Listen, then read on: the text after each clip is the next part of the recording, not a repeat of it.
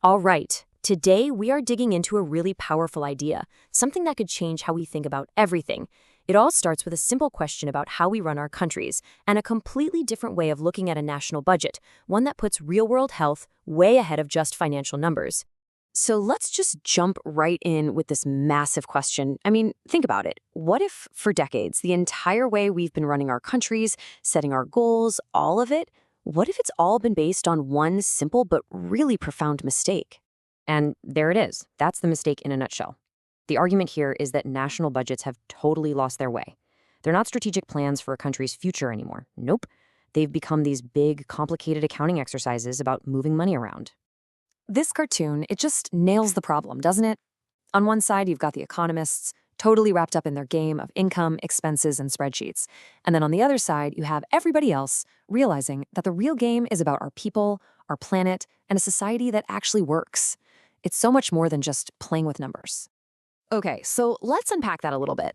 This whole idea of playing the wrong game. How exactly are we getting the rules completely backwards? You know the drill, right? Every single year, it's the same old dance. The folks in finance start with just one question: how much money is in the pot? Then the politicians have a massive fight over who gets what slice of the pie. And the most important question of all, can our environment, our infrastructure, and our people actually do the things this budget assumes?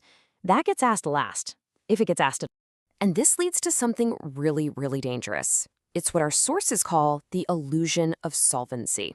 It's this situation where a country can look amazing on paper, financially sound, while it's actually falling apart from the inside. And this just lays the disconnect bare. We are obsessed with the questions on the left: deficits, surpluses, GDP growth. But we almost totally ignore the crucial questions on the right. Like, can our power grid actually handle the next heat wave?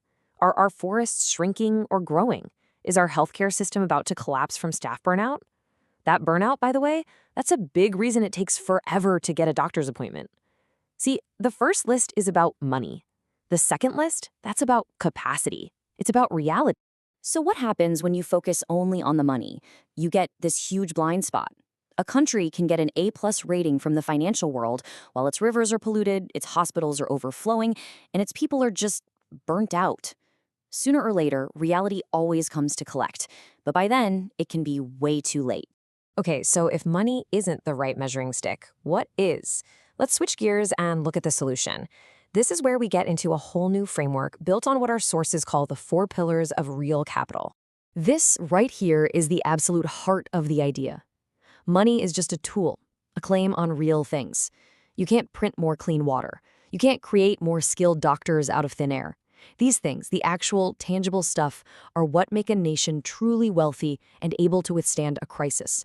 And here they are. Now, the most important thing to get is that these 4 pillars aren't separate. They're all woven together.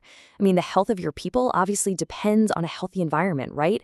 And your roads and bridges rely on stable institutions to manage them. So let's just quickly break down what each of these are. First up, you've got natural capital. This is, well, it's the foundation for literally everything. It's the air we breathe, the water we drink, the soil that gives us our food, the whole shebang. Then you have human capital. And this is pretty straightforward.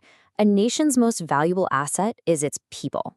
It's their health, their education, their skills, their ability to innovate and just, take care of each other. Next is social capital. Think of this as the glue holding it all together. It's our governments, our laws, our schools, our hospitals, and maybe most importantly, the basic trust we have in each other that makes society work. And finally, there's built capital. This is all the physical stuff we've built to make our lives work. Our roads, our power lines, our internet cables, our buildings, all that good stuff. Okay, so we've got these 4 capitals. Cool. But how do you actually govern with them? Well, that brings us to a whole new way of budgeting, a blueprint for putting reality first. It's a super logical 4-step process that just flips the old way on its head. So let's use our power grid as an example. Step 1, you look at reality. What's the actual physical state of our grid? Step 2, you define what people need. What's the minimum amount of energy we need to guarantee for everyone? Step 3, you make someone responsible for maintaining and upgrading that grid. And then, only then, as the very last step, do you figure out the money side of things to make that real-world plan happen.